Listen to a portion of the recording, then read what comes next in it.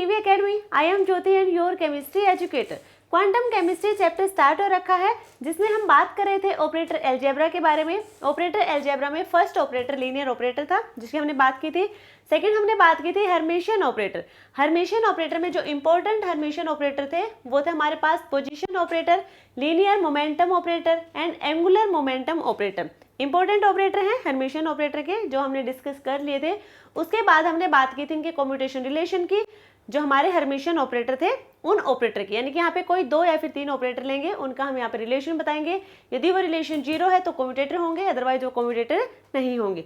उसके बाद हमने बात की थी हैमिल्टोनियन ऑपरेटर की। हैमिल्टोनियन ऑपरेटर का भी हमने position, linear momentum, angular momentum के साथ यहाँ पे इनका कम्यूटेशन रिलेशन चेक किया था। ये तो हम बात कर चुके हैं हमारे लास्ट क्लास में। आज की क्लास में हम बात करने वाले हैं eigen function and eigen value के बारे में। पहले ये टॉपिक कंप्लीट करेंगे कि आइगन फंक्शन और आइगन वैल्यू है क्या। उसके बाद हम बात करेंगे कुछ क्वेश्चन की जो अभी तक हमने डिस्कस किए हैं टॉपिक, उन्हीं से रिलेटेड जो हमारे क्वेश्चन CSI नेट में पूछे गए हैं, तो जिससे आपको आइडिया भी लग जाएगा कि हमारे एग्जाम में किस टाइप के क्वेश्चन हमसे पूछे गए हैं, तो हम वो साथ में थोड़े कर लेंगे। तो स्टार्ट करते हैं अपनी आज की क्लास, जिसका टॉपिक रहने वाला है eigen function and eigen value.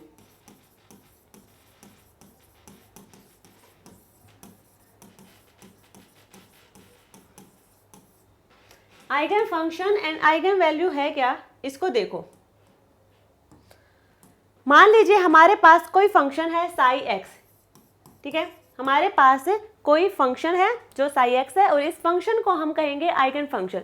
मान लीजिए हमारे पास कोई आइगन फंक्शन है, इस पे हम ऑपरेटर लगाएंगे, ठीक है, इस फंक्शन पे हम ऑपरेटर ऑपरेट करेंगे, ये इसका ऑपरेटर है। जैसे हमने जो हमारा आइगन फंक्शन है, इस आइगन फंक्शन पे कोई ऑपरेटर अप्लाई किया है, उसके बाद हमें यही सेम फंक्शन मिले, यही सेम फंक्शन मिले विद कांस्टेंट टर्म, यहाँ पे कोई कांस्टेंट वैल्यू होगी, तो यहाँ पे जो आइगन फंक्शन है ये जब ऑपरेटर यहाँ पे अप्लाई करेंगे, ऑपरेटर को ऑपरेट किया यहाँ पे आइगन फंक्शन पे, उसके बाद हमें सेम फंक्शन मिलेगा, वही आइगन फंक्शन मिलेगा, बट अब क्या मिलेगा हमें कांस्टेंट टर्म के साथ। तो ये कांस्टेंट टर्म है कोई और इसी को हम कहेंगे आइगन वैल्यू। ये है आइगन वैल्यू और ये होगा आइगन फंक्शन और ये भी क्या होगा आइगन फंक्शन। क्लियर है? हमारे पास कोई यहाँ पे आइगन फंक्शन है, उस पर कोई ऑपरेटर को ऑपरेट करेंगे, ऑपरेटर कुछ भी हो सकता है, जो अभी तक हम ऑपरेटर डिस्कस करते आए हैं उन ऑपरेटर की ही बात करें हैं। पोजीशन हो सकता है, लीनियर मोमेंटम हो सकता है, एंगुलर मोमेंटम ऑपरेटर हो सकता है, तो कोई भी ऑपरेटर यहाँ पे ऑपरेट करेंगे इस आइगन फंक्शन पे, तो हमें eigen function, same eigen function यहाँ पे मिलेगा, साथ में कांस्टेंट वैल्यू मिलेगी और उस कांस्टेंट टर्म को ही हम आइगन वैल्यू कहेंगे। जो फंक्शन है इनको आइगन फंक्शन कहेंगे। ये एक इक्वेशन दिख रही होगी आपको और इस इक्वेशन को आइगन वैल्यू इक्वेशन कहेंगे। इस इक्वेशन को कहेंगे आइगन वैल्यू इक्वेशन। क्लियर? यहाँ तक समझ आया होगा कि आइगन वैल्यू क्या है, आइगन फंक्शन क्या है। तो ये हमें कैलकुलेट करनी है यहाँ पे, जहाँ पे जो कांस्टेंट टर्म होगी वो आइगन वैल्यू होगी और फंक्शन आइगन फंक्शन तभी होगा जब हमारा स्टार्टिंग में जो ऑपरेटर को ऑपरेट कर रहे हैं यहाँ पे सेम हमें मिले फंक्शन, तो वो हमारा क्या होगा फिर आइगन फंक्शन होगा। क्लियर? यहाँ तक सभी को। एग्जाम्पल करते हैं। मान लीजिए हमारे पास यहाँ पे ऑपरेटर है px हमारे क्या है यहाँ पे linear momentum operator with component कौन सा है यहाँ पे x कंपोनेंट के साथ में हमने यहाँ पे लिया है लीनियर मोमेंटम ऑपरेटर। तो ये तो ऑपरेटर है। अब किस फंक्शन पे यहाँ पे अप्लाई करेंगे, तो मान लीजिए यहाँ पे हमने फंक्शन ले लिया e(i)k(x), e एक्सपोनेंशियल, ठीक है। तो ये हमारे पास फंक्शन है और इस फंक्शन पे इस ऑपरेटर को ऑपरेट करना है, तो हमें देखना है कि हमें यहाँ से आइगन वैल्यू मिलती है या फिर नहीं मिलती है। तो हम यहाँ पे ऑपरेट करेंगे तो फंक्शन, सबसे पहले ऑपरेटर हमारे पास है लीनियर मोमेंटम ऑपरेटर, फंक्शन होगा यहाँ पे e(i)k(x), px, इसको ये हमारा क्या है लीनियर मोमेंटम ऑपरेटर है, इसको हम लिखते हैं -i(h) कर ली अपॉन कर ली x लिखेंगे क्योंकि x कंपोनेंट की बात कर रहे हैं, तो यहाँ पे ये वैल्यू रखेंगे -i(h) कर ली अपॉन कर ली x एक्सपोनेंशियल i(k)(x). अब यहाँ पे जो ये एक्सपोनेंशियल वाला पार्ट, जो फंक्शन वाला पार्ट, इससे पहले क्या है यहाँ पे डिफरेंशिएशन है और डिफरेंशिएशन किसके रिस्पेक्ट में करना हमने, विद रिस्पेक्ट टू x के विद रिस्पेक्ट में हमें डिफरेंशिएशन करना है और यहाँ पे भी फंक्शन आपको क्या दिख रहा होगा, x दिख रहा है, तो इसका डिफरेंशिएशन कर देंगे। इसका डिफरेंशिएशन करेंगे तो यहाँ पे तो है माइनस आयोटा एच केट। जब डिफरेंशिएशन करेंगे तो जहाँ पे कांस्टेंट वैल्यू होगी वो आगे आएगी। तो कांस्टेंट वैल्यू क्या है, आई और के हमारे यहाँ पे के है, ये कांस्टेंट है, बट ये कांस्टेंट किस में है, पॉजिटिव वैल्यू है इसकी, पॉजिटिव में है ये, तो पॉजिटिव में लिख देंगे।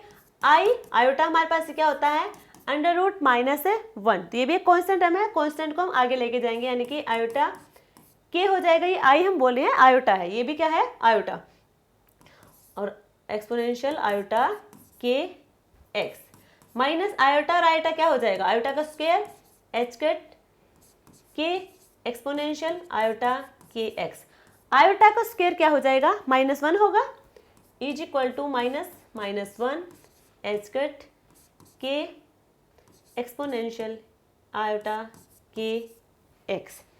ये होगा हमारे पास, प्लस हो जाएगा तो प्लस एच कट के एक्सपोनेंशियल आयोटा के एक्स। ये है हमारे पास, क्या है हमारे पास है, हमारे पास ये था operator p x e i के x is equal to h cut के ई आयोटा के एक्स। ये हमारे पास फंक्शन है और ये भी हमारे पास क्या है, यही दिया था हमने फंक्शन, ये फंक्शन है यहाँ पे, ये भी क्या है फंक्शन है, यानी कि यहाँ पे फंक्शन बिल्कुल सेम आया है। अब फंक्शन से पहले क्या क्या कांस्टेंट वैल्यू है, बिल्कुल है, एच कट क्या है कांस्टेंट वैल्यू है, एच कट क्या होता है h अपॉन 2 पाई, 2 हमारा कांस्टेंट, पाई हमारा कांस्टेंट 3.14 और h हमारा क्या होगा प्लेन कांस्टेंट, ये भी क्या है कांस्टेंट, यानी कि एच कट हमारा ओवरऑल क्या हो जाएगा कांस्टेंट है, के हमारा कांस्टेंट है, तो ये कांस्टेंट वैल्यू होगी तो इसलिए क्या हो जाएगी आइगन वैल्यू हो जाएगी, ये हो जाएगी आइगन वैल्यू। क्लियर हुआ कैसे आइगन वैल्यू को हमें पता लगाना है कि इस इक्वेशन में आइगन वैल्यू है या फिर नहीं है। नेक्स्ट एग्जांपल करके देखें, अभी हमने जो एक्सपोनेंशियल आयोटा के एक्स है, अब माइनस लेके देखेंगे, माइनस लेंगे तो क्या होगा आंसर, ऑपरेटर हम वही ले रहे हैं लीनियर मोमेंटम ऑपरेटर, और जो फंक्शन ले रहे हैं वो हमारे पास है एक्सपोनेंशियल माइनस आयोटा के एक्स। अब की बार हमने माइनस लिया है, पहले हमारे पास प्लस की वैल्यू थी, तो ऑपरेटर को हम फंक्शन पे अप्लाई करेंगे, तो यहाँ पे फंक्शन हो यही आना चाहिए, यहाँ पे कोई कांस्टेंट वैल्यू कुछ भी हो सकती है, ए सी कुछ भी ले, कांस्टेंट टर्म आनी चाहिए यहाँ पे, वो होगी आइगन वैल्यू। तो यहाँ पे क्या है ऑपरेटर हमारे पास है पी एक्स, फंक्शन होगा एक्सपोनेंशियल माइनस आयोटा के एक्स, यही होगा। अब यहाँ पे इसका पता हमें क्या है, ये माइनस आयोटा एच केट कर ली अपॉन कर ली एक्स एक्सपोनेंशियल माइनस आयोटा के एक्स। क्लियर इतना सभी को। अब यहाँ पे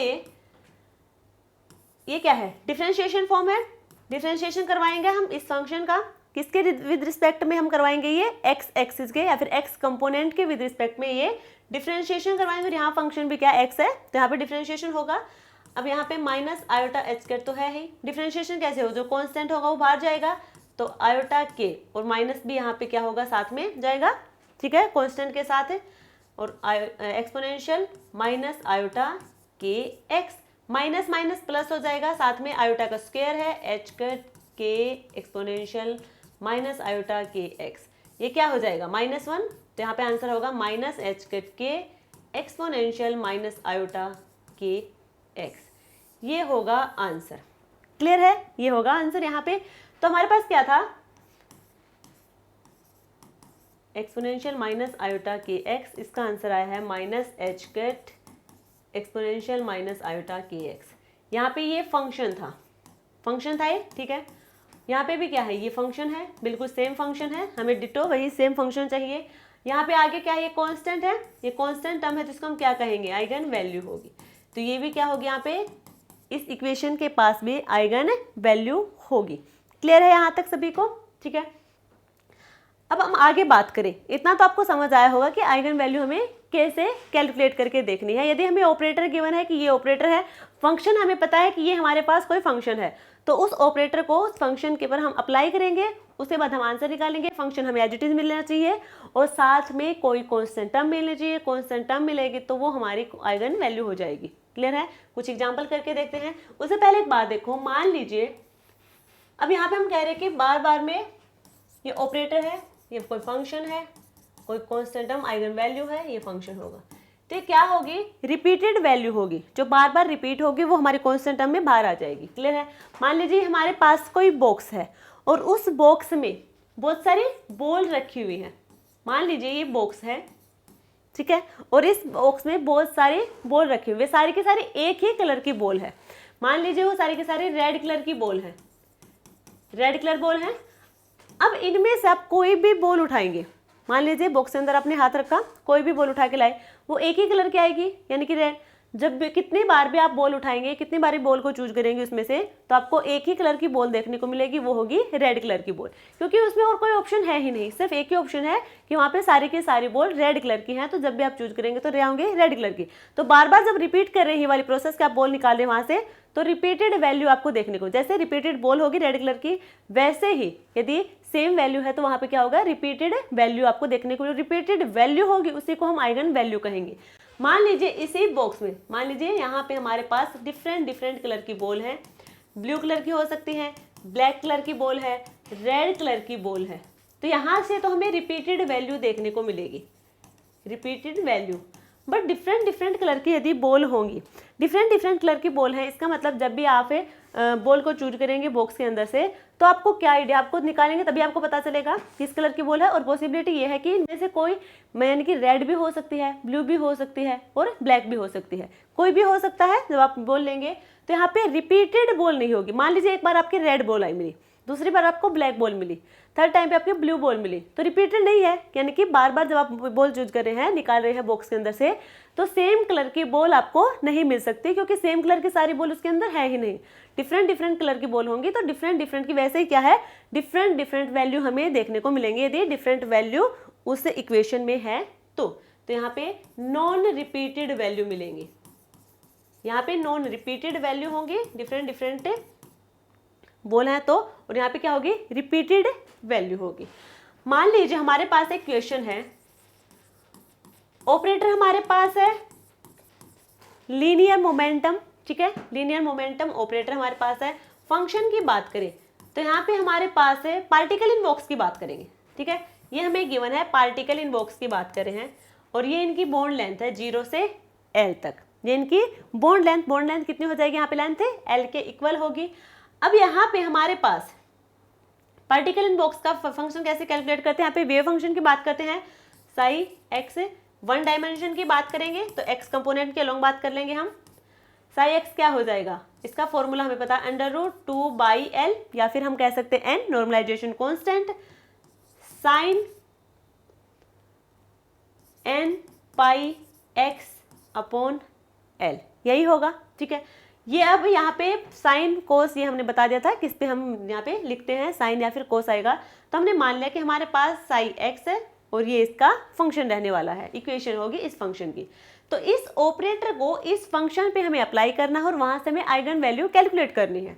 तो अब देखो, इस ऑपरेटर को हम फंक्शन पे अप्लाई करेंगे, और यहाँ फंक्शन क्या है, साई एक्स हमने लिया है, तो वो होगा हमारे पास है, ऑपरेटर क्या है, पी एक्स, और फंक्शन होगा यहाँ पे √2/L sign n pi x/L। इसको हमें सोल्व करना है, क्या आना चाहिए हमारे पास, यहाँ पे मान लीजिए ये हमारे पास है, ये है, तो हमारे पास फंक्शन सेम होना चाहिए, साथ में कोई कांस्टेंट वैल्यू आनी चाहिए यहाँ पे। तो इसको सोल्व करेंगे हम, देखो ये तो कांस्टेंट है, सबसे पहले हम इसको देखेंगे, ये क्या है, पी एक्स का, और इसको हम क्या लिखते हैं, इस ऑपरेटर को -i/h कर ली अपॉन कर ली एक्स, तो इसको लिख देंगे -i/h कर ली अपॉन कर ली x, √2/L sign n pi x/L। Clear यहाँ तक सभी को। अब यहाँ पे कांस्टेंट है, ये क्या है, कांस्टेंट को हम बाहर लेके जाएंगे, क्योंकि क्या है, डिफरेंशिएशन, तो डिफरेंशिएशन हम कांस्टेंट को तो करवाते नहीं, कांस्टेंट बाहर जाएगा, तो √2/L -i/h कर ली अपॉन कर ली x sign n pi x/L, यही होगा हमारे पास, ठीक है। अब यहाँ पे इसका डिफरेंशिएशन करवाएंगे, जब साइन का हम डिफरेंशिएशन करवाते हैं तो वो कोस में कन्वर्ट हो जाएगा, तो क्या हो जाएगा, यहाँ पे कोस आएगा, तो √2/L -i/h, और ये जो कांस्टेंट होगी टर्म वो क्या जाएगी, आगे जाएगी, यानी कि n pi upon l cos n पाई x अपॉन l, ये हो जाएगा। तो अब यहाँ पे ध्यान से देखो, ये कांस्टेंट वैल्यू तो हमें यहाँ पे मिल जाएगी, ठीक है, बट यहाँ पे क्या है, ये फंक्शन है हमारे पास, ये क्या होगा, फंक्शन होगा। अब यहाँ पे ये फंक्शन था हमारे पास, यहाँ पे साइन था, यहाँ पे क्या होगा, कोस होगा। तो क्या फंक्शन सेम है, बिल्कुल भी नहीं, यहाँ पे फंक्शन सेम नहीं है। तो इससे देख के हमें क्या लग रहा है कि यहाँ पे कोई आइगन वैल्यू नहीं होगी, बट यहाँ पे आइगन वैल्यू होगी। देखो रूल के अकॉर्डिंग तो यहाँ पे कोई आइगन वैल्यू नहीं है, क्योंकि यहाँ पे फंक्शन क्या हो गया, चेंज हो गया। पहले हमारे पास साई फंक्शन साइन लिया था हमने, वेव फंक्शन था, वहाँ पे साइन था हमारे पास है, और यहाँ पे क्या है, कोस है। इसका मतलब रूल के अकॉर्डिंग यहाँ पे कोई आइगन वैल्यू नहीं होगी, क्योंकि सेम आइगन फंक्शन ही नहीं है यहाँ पे। तो अब यहाँ पे बात करेंगे फिर यहाँ पे आइगन वैल्यू कैसे होगी। यदि हम नॉर्मली इस फॉर्मूला से, यदि इस फॉर्मूला से हम आइगन वैल्यू को नहीं निकाल पा रहे, तो अब हम क्या करेंगे, एक दूसरा फॉर्मूला होगा, उससे हम निकालेंगे। तो इस फॉर्मूला से जो वैल्यू निकाल रहे थे, इस फॉर्मूला से वो वैल्यू थी हमारे पास आइगन वैल्यू। ये हमारे पास क्या थी, आइगन वैल्यू, यानी कि आइगन वैल्यू इक्वेशन से जो हम यहाँ वैल्यू निकाल रहे थे वो आइगन वैल्यू थी। बट अब यहाँ जो दूसरा फॉर्मूला हम यूज करने वाले हैं, वहां से एक्सपेक्टेशन वैल्यू कैलकुलेट करेंगे, एक्सपेक्टेशन वैल्यू। अब आइगन वैल्यू को एक नाम दे देंगे कि एक्सपेक्टेशन वैल्यू है। एक्सपेक्टेशन वैल्यू यहाँ से कैलकुलेट करेंगे, तो इसके लिए एक फॉर्मूला होगा, और वो फॉर्मूला होगा यहाँ पे साई ऑपरेटर साई, साई और साई, ये होगा। इस फॉर्मूला का हम यूज करेंगे, और इस फॉर्मूला का यूज करके एक्सपेक्टेशन वैल्यू को हम कैलकुलेट कर लेंगे। ये एक्सपेक्टेशन वैल्यू कुछ और नहीं, इस आइगन वैल्यू का ही दूसरा नाम है, जो हम इस फॉर्मूला से कैलकुलेट नहीं कर पाए। यदि किसी इक्वेशन में हम इस फॉर्मूला से देख ले कि यहाँ पे आइगन वैल्यू नहीं है, बट आइगन, देखो फॉर्मूला के अकॉर्डिंग आइगन वैल्यू नहीं है, बट क्वेश्चन में कहा गया है कि यहाँ पे आइगन वैल्यू है, यानी कि आइगन फंक्शन है, तो हम क्या करेंगे, फिर इस फॉर्मूला का यूज करेंगे। इस फॉर्मूला को हम आगे थोड़ा डिटेल में डिस्कस करेंगे, आज की क्लास में नहीं करेगा, थोड़ा लेंदी हो जाएगा। जब हम हाइड्रोजन एटम की बात करेंगे, जब हम हाइड्रोजन एटम की बात करेंगे, हाइड्रोजन एटम को बिल्कुल डिटेल में डिस्कस करेंगे नेक्स्ट क्लास में, तो हम वहाँ पे इसको डिटेल में डिस्कस करेंगे अच्छे से, क्लियर। तो थोड़ा लेंदी हो जाएगा, नेक्स्ट क्लास में होगा। तो एक्सपेक्टेशन वैल्यू इस फॉर्मूला से हम कैलकुलेट करते हैं, इसको हम नेक्स्ट क्लास में एक्सप्लेन करेंगे। तो इससे हमने आइगन वैल्यू, आइगन फंक्शन है क्या, उनकी हमने बात कर ली। आज हम कुछ क्वेश्चन यहाँ पे करने वाले हैं थोड़े बहुत, जिससे आपको आइडिया लगेगा कि हमारे एग्जाम में किस टाइप के क्वेश्चन आते हैं, वो आपको देखने हैं, ये हम नेक्स्ट क्लास में कर लेंगे, ठीक है। देखो हमारे पास एक ऑपरेटर है D square upon d x square, और फंक्शन हमारे पास है exponential minus c x square, और हमें क्या करना है, इस ऑपरेटर को इस फंक्शन पे अप्लाई करना है, और हमें पता लगाना है कि यहाँ पे कोई आइगन वैल्यू है या फिर नहीं है। एक्सपेक्टेशन वैल्यू की आज हम बात नहीं करेंगे, आज सिर्फ और सिर्फ आइगन वैल्यू की बात करेंगे। तो यहाँ पे कैसे कैलकुलेट करेंगे, देखो ऑपरेटर हमारे पास है D square upon d x square, और फंक्शन होगा exponential minus c x square, यानी कि यहाँ पे डबल डेरिवेटिव गिवन है। डिफरेंशिएशन का क्या गिवन है, डबल डेरिवेटिव गिवन है। तो इसको हम सोल्व कैसे करते हैं, d upon d x, d upon d x exponential minus c x square. जब एक्सपोनेंशियल ये होगा हमारे पास, देखो ई सी एक्स है, जब इसका हम डिफरेंशिएशन करवाते हैं तो सी ई सी एक्स हो जाएगा, ठीक है। और जब हम ई माइनस सी एक्स करते हैं तो ये हो जाएगा माइनस सी ई माइनस सी एक्स, क्लियर। इस टाइप से डिफरेंशिएशन करवाते हैं। तो यहाँ पे जो फर्स्ट डेरिवेटिव लेंगे पहले, तो हम डी अपॉन डी एक्स, और यहाँ पे कांस्टेंट वैल्यू क्या है, माइनस सी, साथ में एक्स स्क्वायर है, एक्स स्क्वायर का डिफरेंशिएशन करवाएंगे क्या होगा, 2x होगा। तो यहाँ पे क्या है हमारे पास है माइनस सी 2x और e minus c x square, ये हो जाएगा, क्लियर। अब यहाँ से एक और डिफरेंशिएशन है, यानी कि सेकेंड डेरिवेटिव और है, तो c हमारा क्या होगा, कांस्टेंट होगा, कांस्टेंट को हम बाहर ले जाएंगे, तो माइनस सी हमारा बाहर है। अब और 2 भी हमारा बाहर जाएगा, क्योंकि 2 भी कांस्टेंट है, D upon d x, x और e minus c x square. अब यहाँ पे आपको किस टाइप के डेरिवेशन दिख रहा है, डी अपॉन डी एक्स, साथ में एक्स है और ई सी एक्स स्क्वायर, यानी कि ये हमारे पास है u और v की तरह बिहेव करेंगे। तो इसको सोल्व करने के लिए क्या करते हैं, u d v upon d x plus v d u upon d x, इस फॉर्मूला का यूज करके हम इस इक्वेशन को सोल्व करने वाले हैं।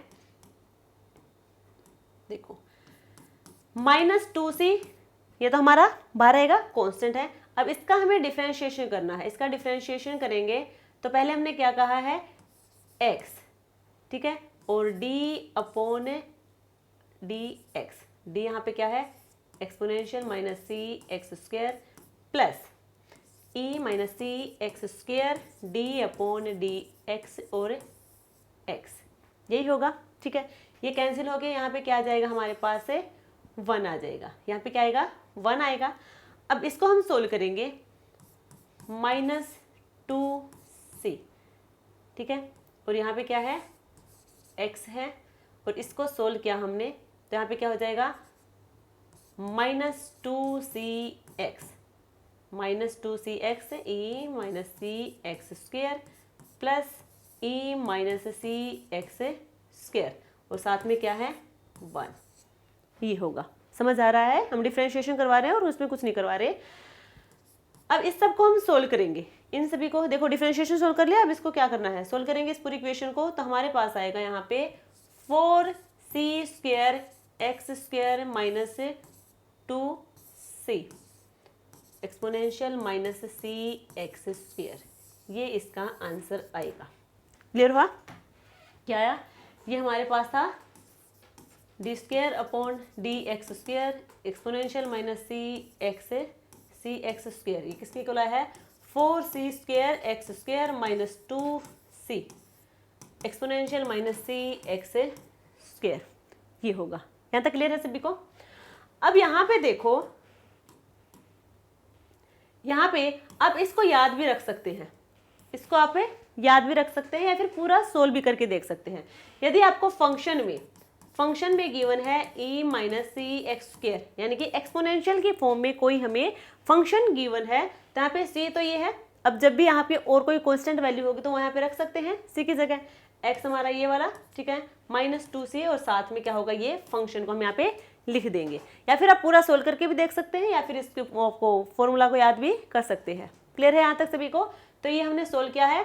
ये क्या है, ये हमारा फंक्शन है, जो ये फंक्शन था बिल्कुल डिटो सेम फंक्शन है, बट यहाँ पे फिर क्या होनी थी, कांस्टेंट वैल्यू होनी थी। क्या ये कांस्टेंट वैल्यू है, ये एग्जैक्ट कांस्टेंट वैल्यू, इसको हमें आगे फिर से सोल्व करके देखना पड़ेगा, ठीक है। यहाँ पे हमें डायरेक्टली कांस्टेंट वैल्यू गिवन नहीं है, इसको हमें सोल्व करके देखना होता है। बट मान के चलते हैं यहाँ पे क्या आएगा, यहाँ से आइगन वैल्यू आएगी हमारी, ठीक है। तो वो हमें यहाँ पे कांस्टेंट टर्म में कुछ वैल्यू गिवन होगी, उसको यहाँ पे लिख सकते हैं। उसके बाद हम बात करेंगे कि वो यहाँ पे आइगन वैल्यू की तरह बिहेव करेगा या फिर नहीं करेगा। इतना क्लियर है सभी को, ठीक है। इसके और एग्जाम्पल देखें हम। मान लीजिए हमारे पास ऑपरेटर है D square upon d x square plus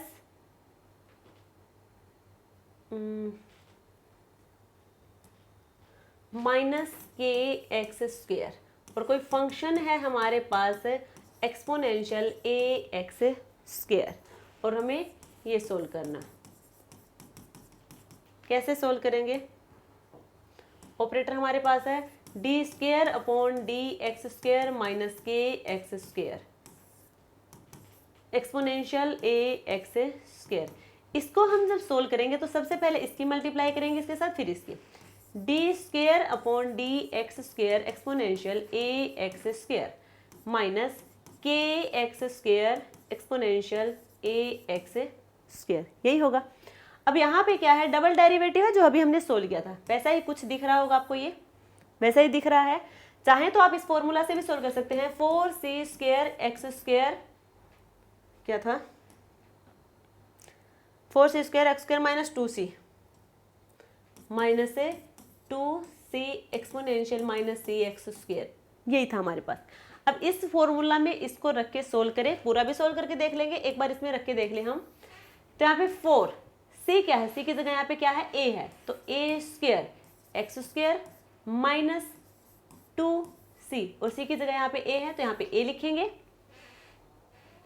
अब यहाँ पे क्या है, देखो ये फंक्शन है तो यहाँ पे लिखेंगे एक्सपोनेंशियल ax स्क्वायर, तो यहाँ पे प्लस होगा, साथ में यहाँ पे भी प्लस होगा क्योंकि यहाँ पे एक्सपोनेंशियल के पास में कोई माइनस वैल्यू नहीं है। यहाँ पे माइनस c था इसलिए यहाँ पे माइनस आएगा, यहाँ पे प्लस है तो यहाँ पे भी क्या आ जाएगा, फिर प्लस आ जाएगा।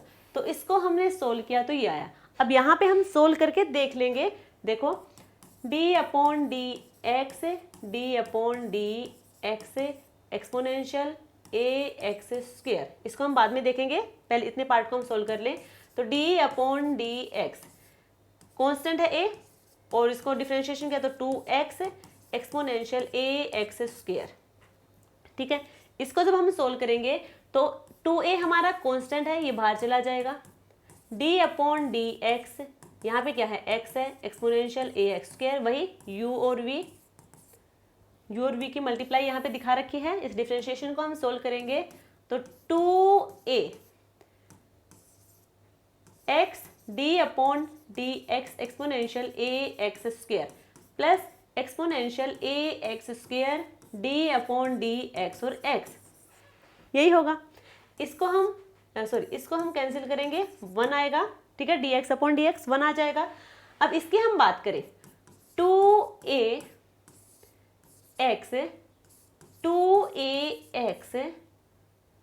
और यहाँ पे क्या होगा, exponential ax square plus exponential ax square.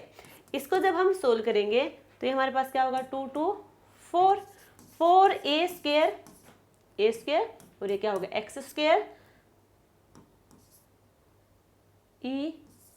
ax square plus ax square, ये साथ में क्या है, 1 भी था, यहाँ पे 1 था। अब यहाँ पे एक्सपोनेंशियल वाले पार्ट को हम कॉमन ले लेंगे। एक्सपोनेंशियल वाले पार्ट को हम क्या ले लेते हैं, यहाँ से कॉमन ले लेते हैं। तो यहाँ पे देखो सेम आपको दिख रहा होगा 4a स्क्वायर x स्क्वायर। ठीक है, 4a square x square plus, अच्छा ये 2a और रहेगा हमारे पास क्योंकि मल्टीप्लाई में है ना, ये इसके साथ भी तो मल्टीप्लाई में आएगा, ये 2a, क्योंकि ये 2a क्या है, दोनों के ही मल्टीप्लाई में, इसके भी और इसके में भी, तो 2a आ जाएगा। यहाँ से हम क्या करते हैं फिर 4a square x square plus 2a और इसको हमने क्या ले लिया, कॉमन ले लिया ax स्क्वायर को। तो क्या ये ऐसा ही है, तो डायरेक्टली उस फॉर्मूला में रख के भी हम कैलकुलेट कर सकते हैं या फिर पूरा सोल्व भी कर सकते हैं। ये तो हमने इतने पार्ट को सोल्व किया है। अब साथ में ये भी हमारे पास minus k x square ax square, तो यहाँ से भी हम इसको कॉमन ले ले, मान लीजिए, तो अंदर क्या चला जाएगा, माइनस के एक्स स्क्वायर, तो कुल मिला के आंसर हमारे पास आएगा 4a square x square plus 2a। यहाँ से माइनस के एक्स स्क्वायर को हमने कॉमन ले लिया है क्योंकि यहाँ पे भी क्या फंक्शन हमारे पास है, ax स्क्वायर। तो ये हमारा आंसर होगा, ये होगा हमारा आंसर। क्लियर है। और यहाँ से फिर हम कुछ वैल्यू होती है उनको रख के हम फिर a की वैल्यू कैलकुलेट कर लेंगे। a की वैल्यू कैलकुलेट करनी है, फिर x की वैल्यू जो भी हमें कैलकुलेट करना होगा वो हम यहाँ से कैलकुलेट कर लेंगे। क्लियर है। तो वहाँ से फिर आइगन वैल्यू यहाँ पे आएगी। यहाँ तक क्लियर है, आंसर ही आएगा हमारे पास। यदि और इसके एग्जाम्पल हम सोल्व करें तो ऑपरेटर हमारे पास है D square upon d x square minus 16x square और फंक्शन हमें गिवन है यहाँ पे एक्सपोनेंशियल माइनस 2x स्क्वेयर। यही हमारे पास। अब की बार हम डायरेक्टली करेंगे, पूरा सोल्व नहीं करेंगे, फंक्शन के ऊपर हम इस ऑपरेटर को अप्लाई करेंगे। तो D square upon d x square minus 16x square exponential minus 2x square, ये है 4c square x square minus 2a या फिर कहें 2c exponential minus cx square, ये था। तब यहाँ पे देखो 4c स्क्वेयर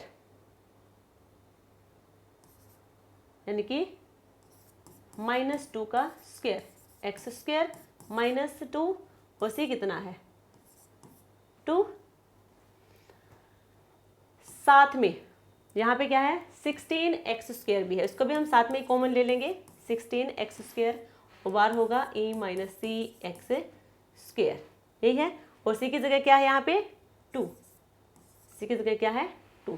जब इसको हम सोल्व करेंगे 2 2 4 4 4 क्या हो जाएगा 16, 16x² minus 4 minus 16x² exponential minus 2x²। 16 से 16 कैंसिल हो जाएगा, माइनस 4 एक्सपोनेंशियल माइनस 2x²। यही होगा। फंक्शन क्या था, ये था हमारे पास, ये था हमारे पास क्या फंक्शन। अब यहाँ पे आपको क्या दिख रही है, कांस्टेंट वैल्यू। कांस्टेंट वैल्यू यहाँ पे क्या होगी हमारे पास है, आइगन वैल्यू होगी, क्योंकि यहाँ पे हमें अब कांस्टेंट में सी ए इस टाइप से नहीं गिवन है, यहाँ पे हमें वैल्यू गिवन है। वैल्यू गिवन होगी तो हम उसको सोल्व कर लेंगे। क्लियर है सभी को, इस टाइप से हम सोल्व कर लेंगे। आइगन वैल्यू ऐसे कैलकुलेट करनी है। अब हमारे पास कुछ क्वेश्चन है, उसको हम सोल्व करके देखते हैं। जो अभी तक हमने डिस्कस किया है उससे आपको आइडिया लग जाएगा किस टाइप के क्वेश्चन। ये बहुत कम क्वेश्चन लिए हमने, अभी तक जितना डिस्कस किया उसके अकॉर्डिंग भी हमने बहुत बहुत बहुत कम क्वेश्चन यहाँ पे लिए हैं। इसके बहुत सारे क्वेश्चन हमारे CSI नेट पे पूछे गए हैं जो आपको खुद से करने हैं। यहाँ पे सिर्फ आपको दिखाया जा रहा है कि इस टाइप के क्वेश्चन आपके एग्जाम में पूछे जाते हैं। क्लियर है। विच of the function below is a common eigen function of d/dx and t²/dx² operator. ये हमारे पास कुछ फंक्शन है, ये फंक्शन है, ये ऑपरेटर हमें गिवन और दो ऑपरेटर हैं। ऑपरेटर फर्स्ट हमारे पास है d/dx, ऑपरेटर सेकंड हमारे पास है d²/dx²।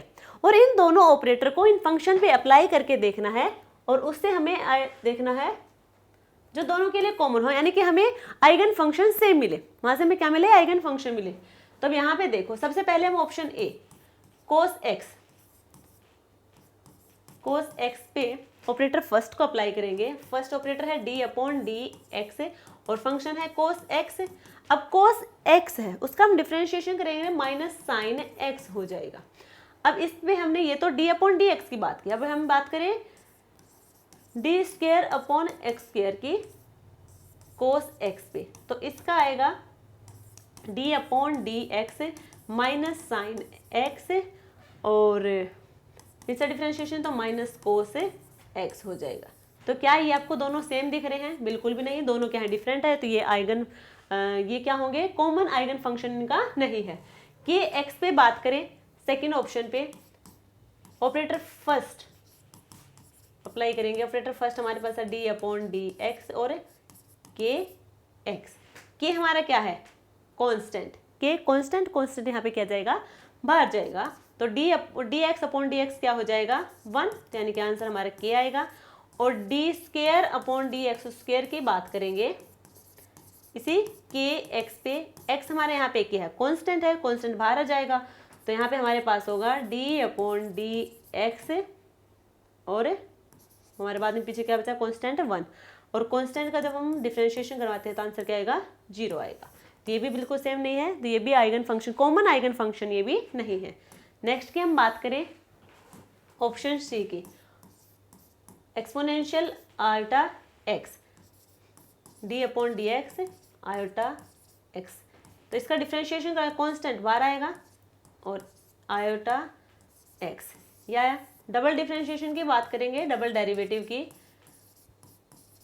Exponential iota x is equal to d/dx और आयोटा यहाँ पे, ठीक है, साथ में ये होगा। अब ये कांस्टेंट है, यहाँ से बाहर चला जाएगा। अब और साथ में क्या होगा, डिफरेंशिएशन हमें करवाना है एक्सपोनेंशियल वाले पोर्शन का। इसका जब डिफरेंशिएशन करवाएंगे तो फिर से वही iota iota exponential iota x। Iota iota क्या हो जाएगा, आयोटा स्क्वायर, और आयोटा स्क्वायर की वैल्यू क्या होती है, -1। तो माइनस एक्सपोनेंशियल आयोटा x, ये होगा आंसर। तब यहाँ पे देखो,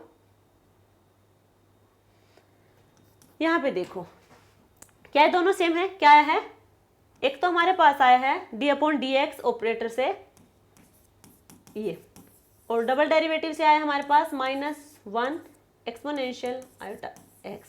तो हमें पता है जो आयोटा है इसकी वैल्यू क्या होती है, √-1 एक्सपोनेंशियल आयोटा x।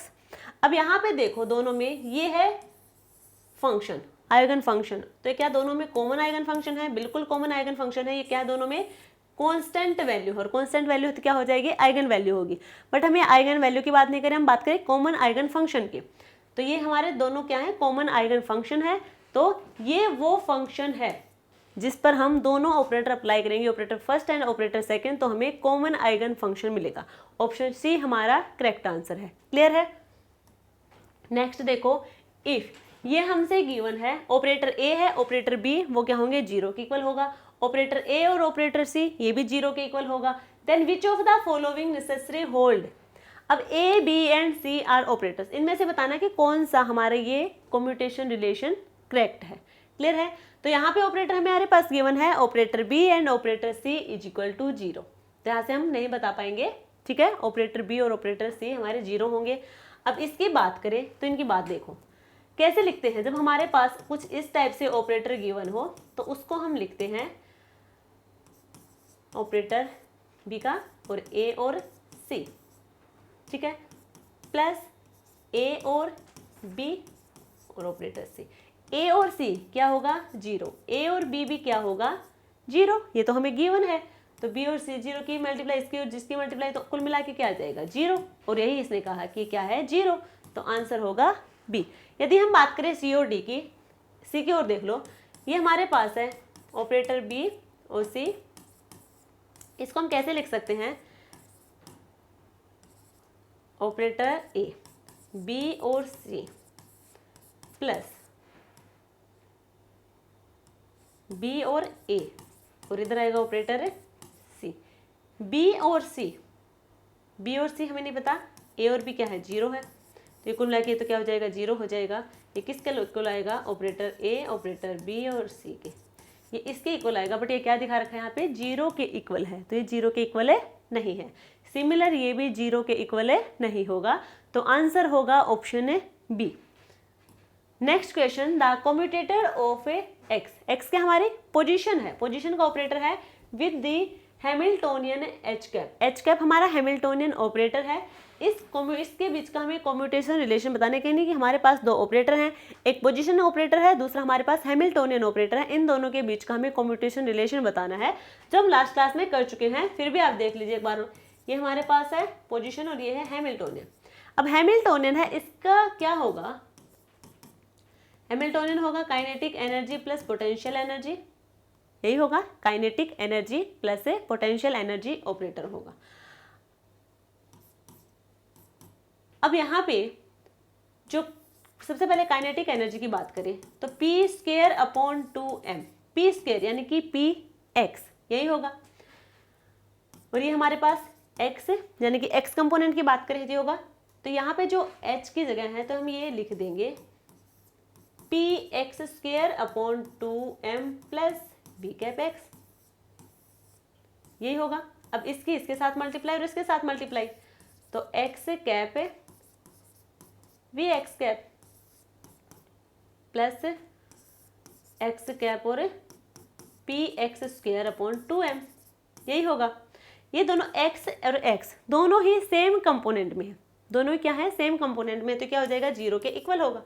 अब यहाँ पे हम बात करें तो ये जीरो के इक्वल है नहीं होगा, ये जीरो के इक्वल नहीं होगा। तो यहाँ पे x कैप है 1/2m, ये कांस्टेंट है, इसको हमने बाहर ले लिया है, और इधर है पी एक्स का स्क्वायर। अब पी एक्स का स्क्वायर इसका मतलब क्या है, ये है पी एक्स कैप और पी एक्स कैप, यही होगा हमारे पास।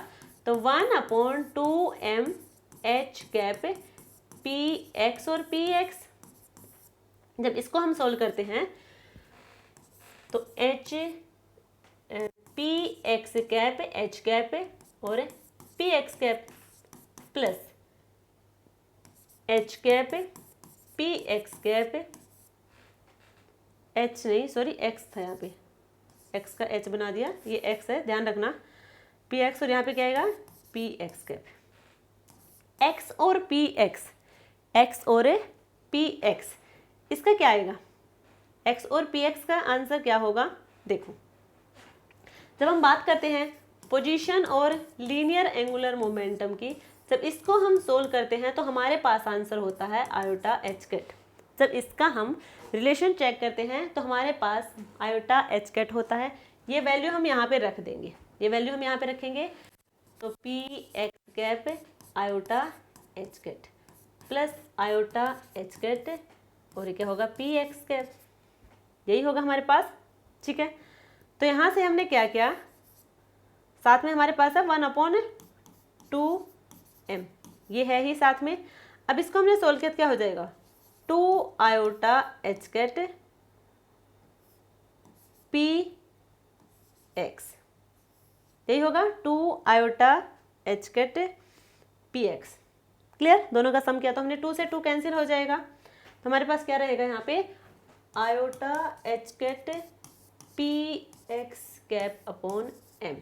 तो ये आपको कैसा दिख रहा है, फोर्थ ऑप्शन, यानी कि ऑप्शन डी हमारा करेक्ट आंसर है। तो इस टाइप को आपको ये सोल्व करने हैं, ये हमने लास्ट क्लास में करवाए थे ऑपरेटर कैसे सोल्व करने हैं। यहाँ पे जो हम क्वेश्चन करवा रहे हैं ये सिर्फ और सिर्फ ये बताने के लिए करवा रहे हैं कि इस टाइप के क्वेश्चन पूछे जाते हैं। इसके बहुत सारे क्वेश्चन आपको पीवाईक्यू में देखने को मिलेंगे जो आपको करने हैं। अभी तक हमने जितना कवर करवाया है उससे भी, यानी कि हमने आइडेंटिफिकेशन ऑफ स्टेट फंक्शन की बात की है, उसके बाद हमने बात की है यहाँ पे ऑपरेटर अलजेब्रा स्टार्ट किया था, पार्टिकल इन बॉक्स की बात की थी। ऑपरेटर अलजेब्रा में हमने जो लीनियर ऑपरेटर है, हैमिल्टोनियन ऑपरेटर है, हर्मिशियन ऑपरेटर, हर्मिशियन में भी पोजीशन है, लीनियर मोमेंटम है, एंगुलर मोमेंटम है, इन सब, और आइगन वैल्यू और आइगन फंक्शन, यहाँ तक के भी यदि क्वेश्चन सोल्व करने आप क्वांटम केमिस्ट्री में बैठेंगे तो आपको 40+ क्वेश्चन मिल जाएंगे पीवाईक्यू के, ठीक है, जो आपको सोल्व करके देखने हैं। 40+ से भी ज्यादा होंगे, बहुत कम बताए हैं, बट आपको वो करने हैं। तो ये हमारा आंसर था ऑप्शन डी। नेक्स्ट देखो, दी कॉम्यूटेटर, ये हमारे पास कॉम्यूटेटर है, इसका हमें बताना है कि क्या आंसर आएगा। अब ये हमने कहा था कि आपसे ये भी पूछ सकता है कि वो कॉम्यूटेशन रिलेशन उनका है या फिर नहीं, यानी कि वो एक दूसरे के, दो ऑपरेटर हैं, वो एक दूसरे के कॉम्यूटेटर हैं या फिर नहीं है। दूसरी ये कंडीशन हो सकती है, जो क्वेश्चन हो सकता है कि हमें बस 2 ऑपरेटर है और हमसे उनका इक्विवेलेंट पूछ ले कि वो किसके इक्वल, यानी कि उनका आंसर क्या आएगा। मान लीजिए वो नॉन जीरो है, बट नॉन जीरो में भी आंसर क्या है वो हमसे पूछ सकते हैं। देखो कॉम्यूटेटर हमें गिवन है तो हमसे ये नहीं पूछा गया कि इनकी हर बार वैल्यू 0 है, कि एक दूसरे के कॉम्यूटेटर हैं। हमसे पूछ सकते हैं कॉम्यूटेटर नहीं भी हैं तो इनका रिलेशन क्या है, वो हमें आंसर बताइए। क्लियर है, तो यहाँ पे हमारे पास है पोजिशन गिवन है और ये हमारे पास क्या है, लीनियर मोमेंटम ऑपरेटर। ये 2 ऑपरेटर हमें गिवन है, तो इसको सोल्व करने को तो हम इस टाइप से भी सोल्व कर सकते हैं, यही होगा, ठीक है। और इसको हम सोल्व करें तो P x cap p x cap plus x cap p x cap और पी एक्स कैप, ये क्या होगा, प्लस आयोटा एच कैट, और ये क्या होगा, plus iota H cat P x cap. इन दोनों का सम करेंगे तो plus 2 iota H cat P x, ये होगा हमारे पास आंसर, जो कि ऑप्शन बी हमारा करेक्ट आंसर है। इसके लिए शॉर्ट ट्रिक बताई थी, शॉर्ट ट्रिक से करना चाहें तो कर सकते हैं। जब भी हमारे पास पोजीशन और लीनियर मोमेंटम ऑपरेटर का कम्यूटेशन रिलेशन पूछा जाए तो उसमें जिसकी पावर ज़्यादा उसी के अकॉर्डिंग हम उसी को हम मेन फंक्शन मान के चलेंगे। तो पावर किसकी ज़्यादा है, यहाँ पे पावर ज़्यादा है लीनियर मोमेंटम की, तो इसकी पावर लेंगे हम, कितनी है, पावर 2। यदि 3 होती तो हम 3 से मल्टीप्लाई करते 3, और यहाँ पे x और px का रिलेशन होता है आयोटा एच कैट, प्लस में होता है आयोटा एच कैट हो जाएगा। अब x और px का तो हमने बता दिया कि आयोटा एच कैट है, अब एक px बाकी भी तो है यहाँ पे, तो px कैप यहाँ पे आ जाएगा, ये आंसर आ जाएगा यहाँ पे। क्लियर है, तो अब ऐसे भी कर सकते हैं या फिर पूरा सोल्व करके भी देख सकते हैं। नेक्स्ट देखो, ये हमारे पास एक ऑपरेटर है, ये है फंक्शन, ठीक है, और यहाँ से आइगन वैल्यू हमें कैलकुलेट करनी है कि क्या आएगा। तो यहाँ पे हमारे पास है पी कैप एक्स आयोटा के एक्स, इसको हम क्या लिखते हैं, माइनस आयोटा एच कैट कर ली अपॉन कर ली एक्स एक्सपोनेंशियल आयोटा के एक्स। तो इसको हम सब सोल्व करते हैं, कांस्टेंट वैल्यू हमारी क्या आएगी, 12 आएगी कांस्टेंट, ठीक है। तो minus iota H cut iota K exponential iota के एक्स माइनस आयोटा का square H cut K exponential iota के एक्स। स्क्वायर क्या हो जाएगा, -1 के इक्वल, -1 और माइनस प्लस, यानी कि plus iota H cut K exponential iota के एक्स, यही होगा हमारे पास। हमसे पूछा क्या गया है, आइगन वैल्यू हमसे पूछी गई है, तो यहाँ पे हमारे पास था क्या, फंक्शन, यही था, ये ऑपरेटर था, ये फंक्शन था हमारे पास, ये आइगन फंक्शन है, ये भी आइगन फंक्शन है, तो ये हमारा क्या होगा, आइगन वैल्यू होगी, ये क्या होगी, आइगन वैल्यू होगी जो कि कांस्टेंट है। क्लियर है, तो प्लस एच कट कहाँ पे है, ये हमारे पास आंसर होगा, ऑप्शन बी हमारा करेक्ट आंसर है। नेक्स्ट क्वेश्चन की बात करें तो कॉम्यूटेटर हमें यहाँ पे बताना है, कॉम्यूटेटर रिलेशन इनका क्या होगा। तो फिर देखो क्या है, x square P x square, यानी पोजीशन और लीनियर मोमेंटम ऑपरेटर के बीच में कम्यूटेशन रिलेशन बताना है। जब इस टाइप यानी कि दोनों की ही पावर दो दे रखी हो तो इसको भी हमने सोल्व करना बताया था। क्या करेंगे अब यहाँ पे जो स्टार्टिंग हमारी पोजीशन है, पोजीशन की बात करेंगे तो हम ऐसे लिख सकते हैं एक्स कैप और एक्स कैप है पी एक्स कैप का स्क्वायर। इसको हम क्या लिखेंगे, एक्स कैप और p x square plus x cap पे पी एक्स का स्क्वायर और एक्स कैप। इसको हमें पता है जब सोल्व करेंगे तो 2 iota H cap p x, साथ में क्या है एक्स कैप प्लस इधर भी क्या होगा 2 iota H cap p x और इधर क्या है एक्स कैप। तो इसका क्या हो जाएगा, इधर 2 आयोटा एच कैप एक्स और p x plus 2 iota H cap p x और एक्स। इनका हम सम नहीं कर सकते क्योंकि ये अलग है ये अलग है, ठीक है। तो यहाँ से कॉमन लेंगे 2 आयोटा एच कैप को x P x plus P x और एक्स, ये हमारा आंसर होगा। यदि आपको इसको भी इसी फॉर्म में लिखना पड़ जाता तो आपको पता होना चाहिए कि पी एक्स और एक्स होगा ये इक्वल होता है x P x minus iota H cap के। क्लियर है यहाँ तक सभी को, ठीक है। तो आंसर होगा option D. Next question, the raising and lowering operators are denoted at, ये हमारा क्या है रेजिंग ऑपरेटर है, ये है lowering operator. The correct commutator relation between L and L X L Y L Z, ये कंपोनेंट के अकॉर्डिंग हमें गिवन है, ये हमारे पास है 3D में हो जाएगा यानी कि एक्स वाई जेड तीनों कंपोनेंट यहाँ पे प्रेजेंट है। इनके बीच का हमें रिलेशन बताना है। तो आपको याद हो तो लास्ट क्लास में हमने सोल्व करवाया था जो कि क्या था 0 के इक्वल था। तो ऑप्शन डी हमारा करेक्ट आंसर होगा। इसको आपको सोल्व करके देखना है, यदि नहीं आए तो लास्ट क्लास में जाके आपको देखना है कि इसको कैसे हमने सोल्व करवाया था। लास्ट क्लास में प्रॉपर इसको सोल्व करवा के बता रखा है। तो इस टाइप के क्वेश्चन आपके एग्जाम में आएंगे, ज़्यादा डिफिकल्ट नहीं है, बिल्कुल ईजी है और बहुत सारे क्वेश्चन यहाँ से पूछे गए हैं। सिर्फ इतने से टॉपिक अभी तक हमने कितने कराए हैं, 2-3 टॉपिक मुश्किल से कराए हैं, कंप्लीट करवाए भी नहीं अभी तक है, तब भी हमारे 40+ क्वेश्चन पीवाईक्यू के पूछे गए हैं क्वांटम में। तो आपको एक चैप्टर करना इंपॉर्टेंट है। कंप्लीट नहीं कर पाते तो कम से कम जितना एक टॉपिक उठाया है तो कम से कम उस एक टॉपिक को तो कम से कम कंप्लीट करो। जैसे पार्टिकल इन बॉक्स है उसको आपको बिल्कुल डिटेल में पढ़ना है।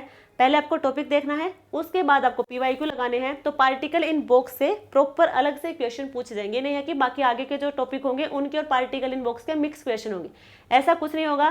पार्टिकल इन बॉक्स आपने टॉपिक पढ़ लिया है तो उससे आपको क्वेश्चन देखने को मिलेंगे, यानी कि एक टॉपिक भी यदि आप अच्छे से पढ़ रहे हैं तो आपके लिए फायदा है उसमें, क्योंकि एक टॉपिक से क्वेश्चन। ऑर्गेनिक केमिस्ट्री की तरह ऐसा यहाँ पे नहीं होता कि 2-3 टॉपिक हो या फिर 2-3 चैप्टर से मिलकर एक क्वेश्चन बनना है। फिजिकल केमिस्ट्री में ऐसा बिल्कुल नहीं होता। आप टॉपिक देख लो एक, उससे भी आपको क्वेश्चन देखने को मिलेंगे। क्वांटम में तो है, पार्टिकल इन बॉक्स पढ़ेंगे वहां से आपको क्वेश्चन देखने को मिलेंगे। आइगन वैल्यू आइगन फंक्शन देखेंगे वहां से आपको अलग से क्वेश्चन देखने को मिलेंगे। बट ये है यदि आप पूरा पढ़ लेते हैं, यदि आपको समझ आ रहा है तो आपके लिए बेनिफिट होगा। यदि आपके एग्जाम में क्वेश्चन नहीं बन रहे फिर भी आप मान लीजिए कहीं पे पढ़ा रहे हैं तो वहां पे भी आपको काम आने वाला है। जब तक आपको चैप्टर आएगा नहीं तो आप किसी स्टूडेंट को पढ़ा कैसे पाएंगे। तो इसलिए आपको करना इंपॉर्टेंट है, क्योंकि यदि कोई नेट गेट के लिए प्रिपरेशन कर रहा है तो सीधी सी बात हो टीचिंग के लिए कर रहा होगा, तो कोई भी इंसान है उसको चैप्टर आना चाहिए, उसके बाद आप किसी को बताने के लायक होंगे। तो आपको करने हैं पीवाईक्यू सोल्व करने हैं, ये नहीं है कि मैंने कह दिया और आप कर नहीं रहे हैं तो आपको चैप्टर कंप्लीट नहीं हो पाएगा, इसको कवर बिल्कुल नहीं कर पाएंगे जब तक पीवाईक्यू नहीं करेंगे। तो पीवाईक्यू इंपॉर्टेंट है, कहने से नहीं होगा, करना पड़ेगा। Thank you.